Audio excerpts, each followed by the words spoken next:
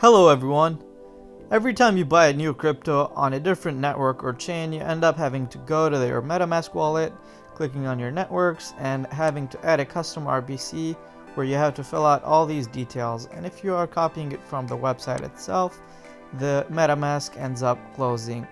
And that is quite annoying. So I'm going to show you a way to add any network with just one click. So if you do like this video, do not forget to like and subscribe, and let's get started. First things first, you will go to chainlist.org. This link will be included in the description, and also keep in mind the same exact method also works on the mobile app. Once you go to chainlist.org, you will search for whatever network you are looking for. Over here we see the Expanse network, so I'm gonna go ahead and connect my wallet first. Once I've connected my wallet, I'm gonna go ahead and ask it to add that to the Metamask. So if I click on add to Metamask, it will give me this prompt along with the network details. If I approve that, that will add that network and we can switch over to the Expanse network.